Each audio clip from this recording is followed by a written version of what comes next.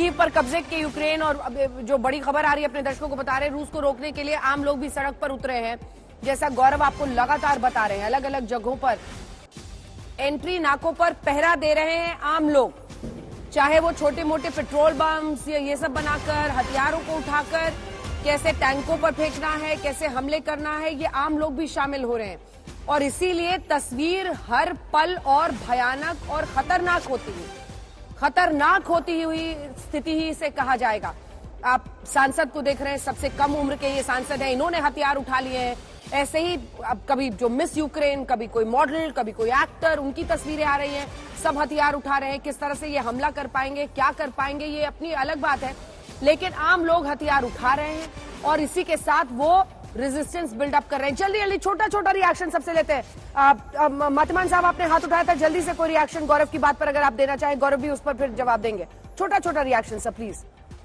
बिल्कुल ठीक है, जैसा कि मैंने पहले मेंशन किया था, हाँ। जब ये स्टेज हो जाए कि जानकार लोग और विश्लेषक भी वो इंफॉर्मेशन वॉरफेयर और परसेप्शन मैनेजमेंट का शिकार होने लग जाए, हाँ। तो आप ये समझ लीजिए शतरंज की बिसात पर ज़ेलेंस्की और उनकी जनता मोहरे मात्र हैं। अगर उनकी जनता की जान की किसी को परवाह होती तो ये युद्ध एक आश्वासन मात्र से कब का रुक गया होता, लेकिन ऐसा नहीं हुआ। तो सब अपना उल्लू सीधा करने की फिराक में है और बाइडेन साहब अब नहीं रुकेंगे, डिमोनाइज कर रहे हैं पुतिन को जानबूझकर, ताकि कल को वॉर क्राइम्स के चार्जेस उनको लगाकर उनको वहां से उखाड़कर फेंके, जिससे रशिया एज ए कंट्री कमजोर होता है। पुतिन डेफिनेटली एक स्ट्रांग लीडर है जो उनके लिए हमेशा से खतरा रहे।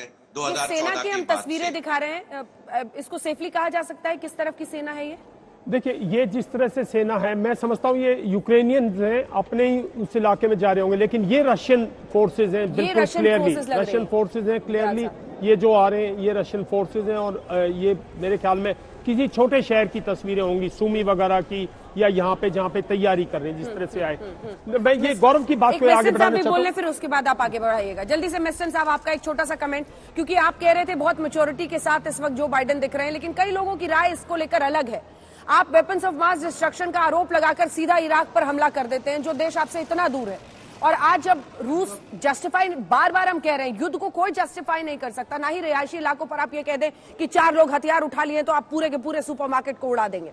लेकिन अमेरिका की बोली कौन यकीन करे, कौन उसकी बातों को, जब वो दूसरे देशों में आपने तो अफगानिस्तान को इतने करीब से देखा है सर। अंजना, 2 पॉइंट्स। मैं एक इन्फेंट्री ऑफिसर हूं। ये स्ट्रीट फाइटिंग प्रिडोमिनेटली एक इन्फेंट्री ऑपरेशन है और हमारे साथ कई पैनलिस्ट आते हैं। मैं किसी से भी ये सवाल कर सकता हूं कि ये जो एक पॉइंट उठाया कि कोई हथियार उठाएगा, और गौरव ने बहुत अच्छा पॉइंट बताया। कल मैं अभी वॉर वेटरन हूं। कल आपने एक बात बोला कि अगर दिल्ली में कुछ होता है, क्या मैं अपने देश के भाग जाऊंगा?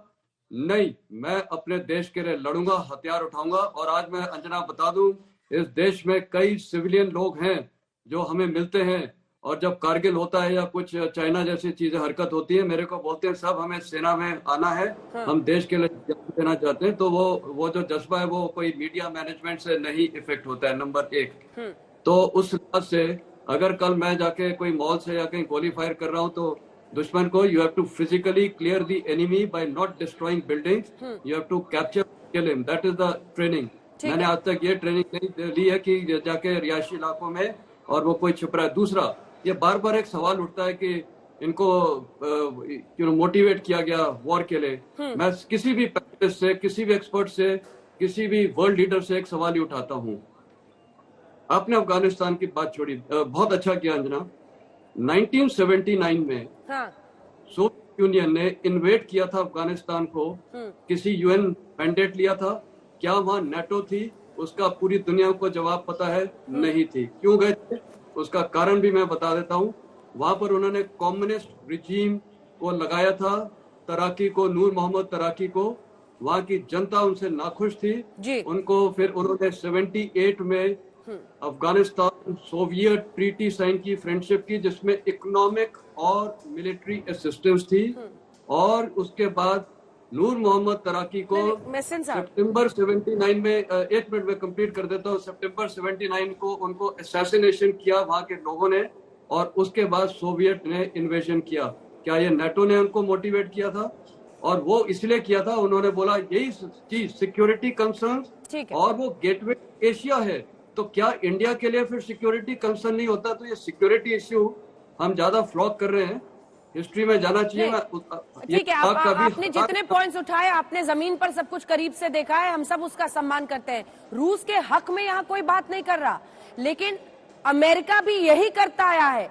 सैन्य बाहुबल आपके दिमाग पर किस तरह का नकारात्मक असर डालता है, ये अमेरिका और रूस ने बार बार पूरे विश्व को दिखाया है, और आवाज इस दोनों के खिलाफ और उस सैन्य बाहुबल के खिलाफ उठनी चाहिए बराबरी से।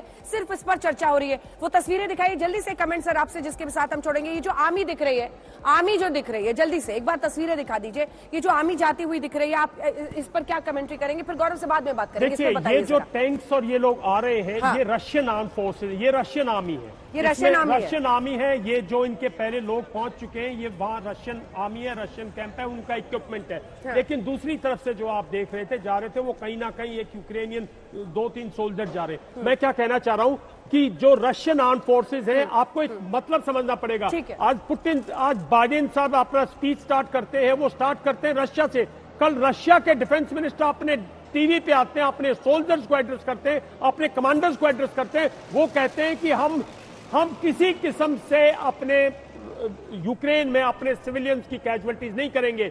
अगर उनको और उन्होंने ये भी बोला, अगर हमें भी करनी होती तो हम इराक की तरह पहले डिस्ट्रक्शन से युद्ध स्टार्ट करते। हमने डिस्ट्रॉय नहीं किया है।